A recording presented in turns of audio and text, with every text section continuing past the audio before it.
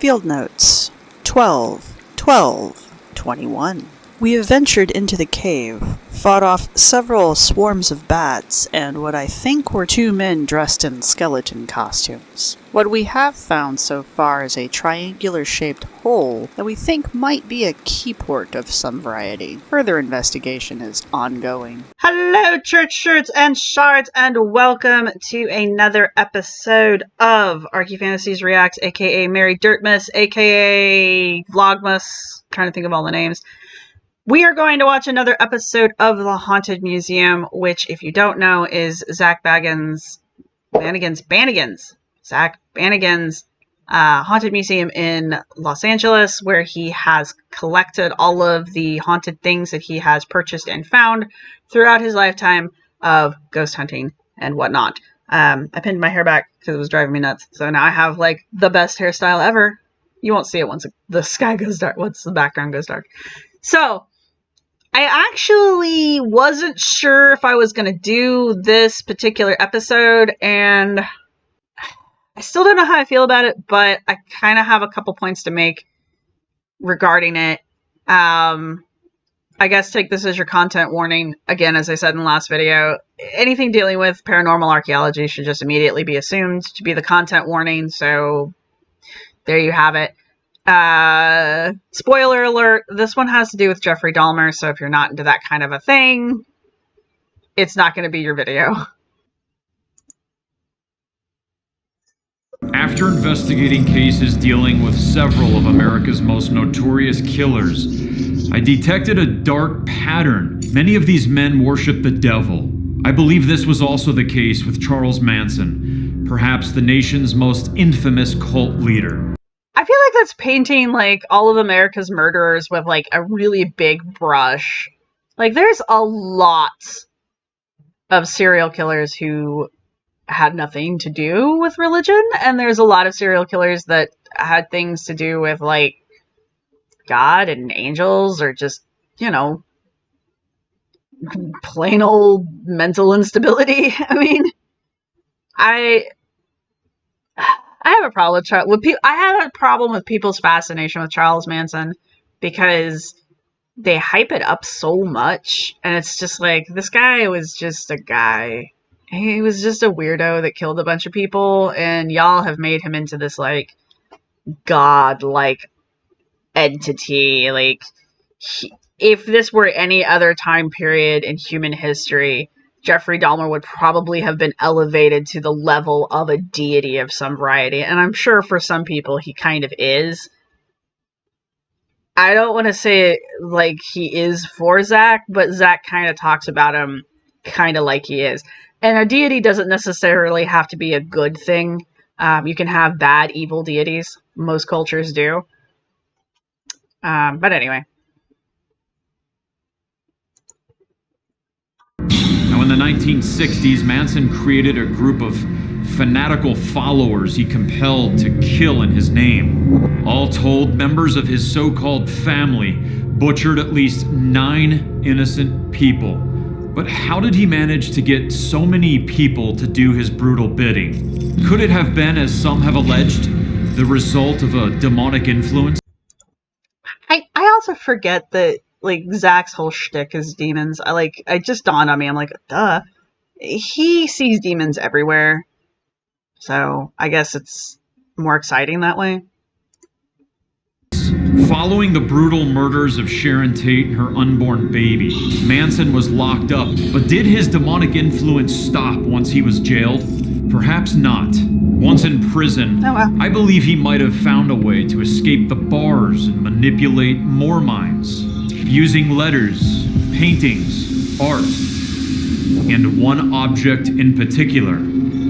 I believe that Manson attempted to infuse his energy into this television set using electrical thought impressions, similar to those he used to brainwash people. Okay, there is a lot in this clip. First off, the whole, like, I believe Manson continued to, I keep looking at my older camera, I believe Manson continued to influence people with, you know, after he went to prison. Yeah, because people were constantly bugging him. There are interviews, there's videotape, there's audio interviews. Yes, he produced art that people were like ecstatic to get out. Didn't he write music too? Didn't he write a couple songs that like popular bands at the time actually played? I will definitely have to double check that one. I could just be making shit up. But my point is that like Manson got a leg up in popularity because the media did it for him. The media helped. And just like the media helps with anything, you know, like you want to be famous, just get the media on your side. Manson was probably one of these people that would have done really well on YouTube and probably really well on the TikTok if you're allowed to use those from prison. But I also think that Manson's one of the reasons why it's so difficult nowadays to get interviews with serial murderers that have been caught and just in general, like criminals. So I don't know. I just like Manson wasn't some great mastermind. Manson was just kind of in the right place at the right time for what he did, which was horrific. But human condition is just in love with horrific things. So, I mean, how many of us listen to true crime? Why do we do that? Because it's fascinating. Manson himself was just a dude. We're the ones that made him more than that. But see what I'm doing here? See? Bringing that back to paranormal archaeology. Because the general population has been told that Manson is special, our interactions around Manson have changed. Like, even mine. I don't like Manson stuff, so I have a reaction to it that one would call negative. If Manson was just like rando serial killer in prison, like there are probably hundreds of right now that I don't know anything about, I wouldn't care. Because I don't care about the guys that are, and the women, I'm sure, who are in prison right now for being serial murderers. I don't even know who they are. Why would I? And I'm not going to go out of my way to go find out who they are. Manson, however, is forced down my throat almost every year. And I didn't realize he died in 2017, which tells you how little I pay attention. So, Zach is also attributing supernatural powers to Manson with this whole, like, brainwaves thing that he's... I'm trying. I really am. There's these brainwave powers that he is attributing to Manson. This is really something that has developed throughout time around Manson. This idea that he's got these crazy supernatural powers, that he's some kind of like great super villain and, you know, something to truly be feared, and that merely interacting with him will change your life forever. Well, it won't now because he's dead. So he's just been talked up and played up to this point where he is this, like I said, like a semi-deity. What is that? Semi-god? There's a word for it. Demigod. You know, he has like this demigod status. He's perceived as being capable of things outside of the realm of a normal human being while he sits in prison, unable to leave.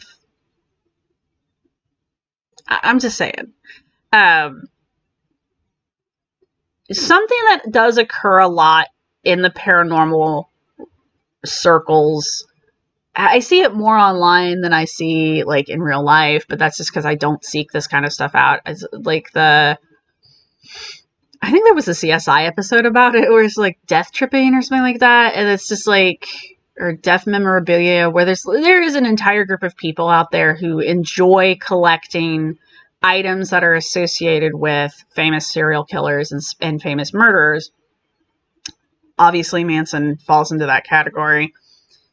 But also, these objects are usually perceived as being supernatural or paranormal in nature. Like, the essence of the killer has somehow imbued itself into the objects.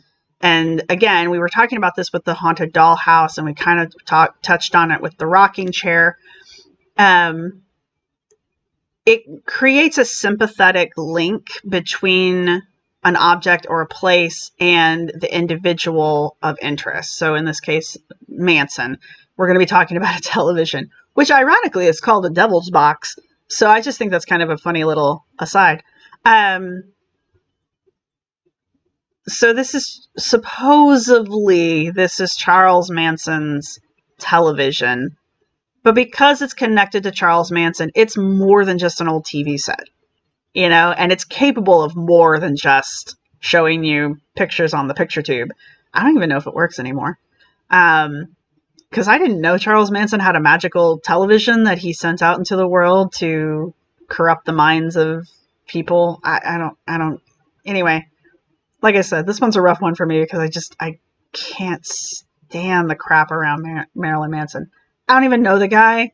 I have no opinion of the man myself. But because this television is so closely linked to Manson, it is treated differently.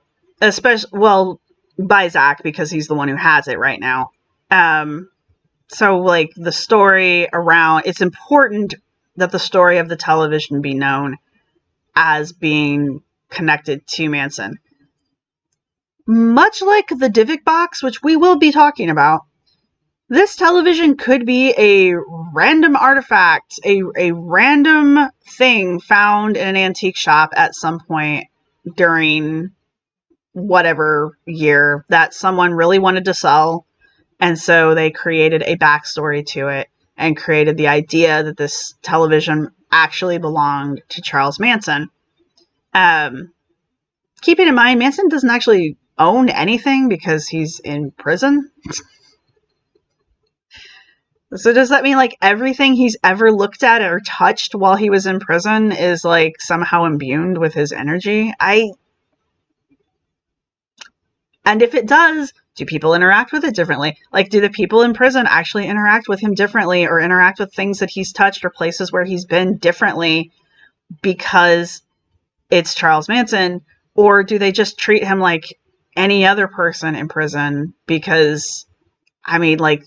Usually the mysticism of a person is... The illusion of a person is dissolved when you spend too much time with them. I don't know. My guess is the latter. I think I got a little off track here, but the idea that Manson somehow made this television so that he could broadcast his brainwaves to people outside of prison falls into the realm of paranormal archaeology because again, with the sympathetic magic thing, the object now has become an extension of Manson. It represents Manson in that he can manipulate the object as a surrogate for himself. So that's an interesting way of looking at it. I'm going to let Zach finish his story. Maybe. Once these alleged rituals were completed, he sent the TV to a grad student in Texas who had been writing to him. This student was eventually arrested for trying to have his stepfather murdered. Was Manson in fact working for the devil? And is it possible that with the help of demonic powers, he managed to infuse his energy into the TV? If so, does it remain there to this day, waiting to possess the next person to turn it on? The film you are about to see was inspired by these questions, and my own investigation into the dark mind of one of America's most evil criminals. Isn't it that somebody pointed out that, like, the graffiti that his followers scribbled on the walls after they, like, committed their murders, like, it wasn't even spelled correctly? Like, it was full of spelling errors. Anyway. I have a couple things here. The whole idea that Marilyn Manson would be even able to perform satanic rituals on an object while he's in prison just seems really far-fetched to me because, I mean, just a basic Wiccan ritual requires objects that I don't think you would be able to have access to in prison. Though, people get really creative. So there you go with that. I mean, I guess toilet cake is a thing. So I mean, I guess if he's determined enough, he could possibly do it. But I also don't see Marilyn Manson being able to actually mail anything that large to someone outside of the prison. Like, I just don't see a prison letting a prisoner mail a television, of all things, out. I don't know. I'm not a prison guard. I don't do prison. I don't know the rules. I just, like, with my debunking hat on, there's just a lot of but how in this story. I don't know anything about the guy that this got mailed to, the grad student in Texas. But I mean, wouldn't that be convenient? A convenient way of getting out of attempted murder? I think it is considered attempted murder, even if you are the one hiring, not the one actually doing it. Let's see. Otis Lockhart was sentenced to 5 years in prison for conspiracy to commit murder. His car was eventually sold with the TV still inside. When the new owner took the TV into his home, he experienced a series of strange and inexplicable events. Like, I realize you only have so much time, but like what? Maybe it does say that, and I should just let the B tape roll. Believing it was cursed, he brought it to Zach's museum in 2016. So for how long? I had to take my debunking hat off. But anyway, for how long was this guy living with this mysterious television that he bought with the car that the guy was in? Lockhart is sentenced to 5 years in prison for conspiracy. The TV was in his car, and they sold his car with apparently everything, including the TV inside of it. Did the guy who ended up with the television, who gave it to Zach, did he buy the car as well? Did he buy all of this, or was it broken up at some point and sold individually? I don't know, man. And did the car not give you any issues? Like, just the television? It's so weird that it would just be the television. It's just so strange. But I guess that's the point. And I mean, did this guy know the story behind this television and he told it to Zach, and that's why Zach thinks the television is possessed? Also, keep in mind that, like, apparently Marilyn Manson is the... Have I been saying Marilyn Manson this entire time? I am so sorry. Wow. Charles Manson. Keep in mind that Charles Manson died in 2017, so he died the year after Zach bought the TV? I don't know. But why I wanted to talk about this, why I decided to force my way through this one, is because this is really common, not just with serial murderers, but for an object to be associated with a person, especially like a famous person or a well-known person, and then that object becomes, again, a piece of a sympathetic representation of that person. This television for Zach isn't just an old television that may or may not have actually been in the possession of Charles Manson, but clearly he believes that there is some part of Charles Manson that exists inside that television. So again, it's like going back to the dollhouse. The dollhouse doesn't just represent a replica of the Westerfield house for Zach. It allows Zach to kind of own the Westerfield house, because the dollhouse is directly connected to the Westerfield house via a demonic portal, because everything's demons.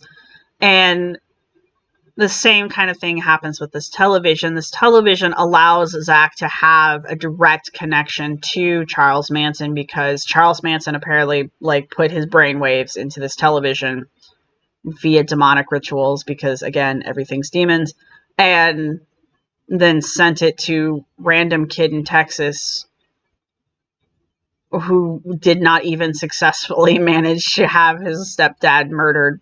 In the long run, the belief that this television possesses a part of Charles Manson affects how Zach interacts with the television. Is it on display? If it is truly something so dangerous that Charles Manson's brainwaves can grab a hold of a person and possess them to do crazy things, why would you knowingly put an object like that out? Like, if I knowingly had an object that was like the murder box, and anybody who stood in front of the murder box got murdered, I wouldn't put the murder box out on display because I don't want people to get murdered.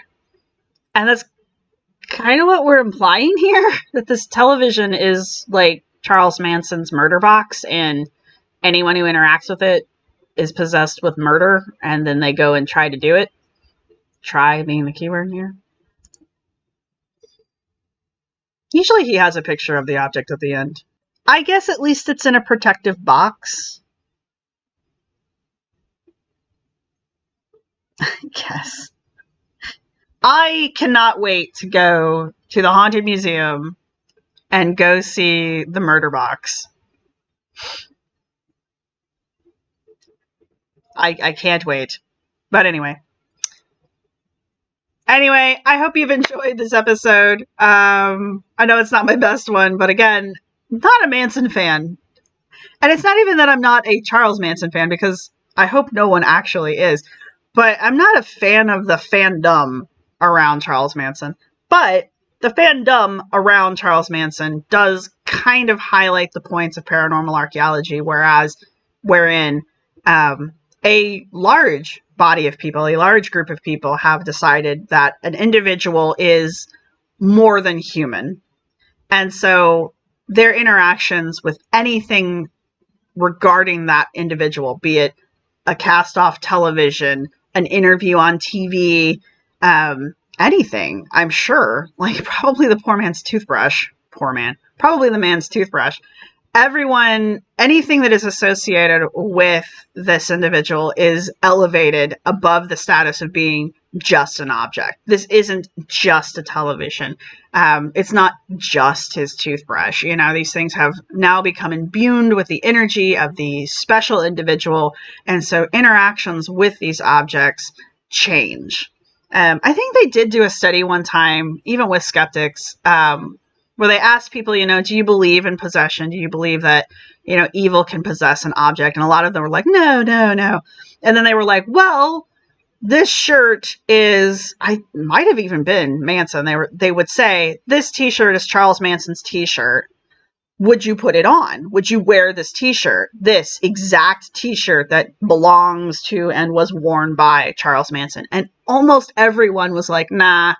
Even the people who said that they don't believe in an object becoming possessed with evil, they would not wear a t-shirt that was associated with an evil person. Why? Because you've now made that t-shirt more than just a t-shirt, and it's going to affect how people interact with it. Even as a skeptic, I think I had this television when I was a kid. I'm not going to lie. This exact brand. Again, see, the object's so common. But I mean, when I go to the museum, I'm going to see the Murder Box TV, and I'm going to be like, oh, it's the Murder Box TV. And I'm going to be like, hey, does it even work? Like, do they even work anymore? If they do, can you even get a signal on it? Because it seems to me like you had to put a cable in the back, and then you also had to have rabbit ears or something. I don't remember. It has been so long since I've used an actual television. Anyway, I hope you guys enjoyed the video. Again, sorry it wasn't like the best video, but subject matter. If you liked it, give the video a like and leave a television set in the comments below, television emoji. And if you didn't like it, feel free to click the down button and just tell me why you didn't like it. in the comments section, and I promise if it's not some asinine reason about stupid shit, see, I work swearing in, I might actually reply to you. And I hope you are all having a wonderful Vlogmas / Dirtmas / whatever you celebrate during this time of the year, and I will see you all in the next video.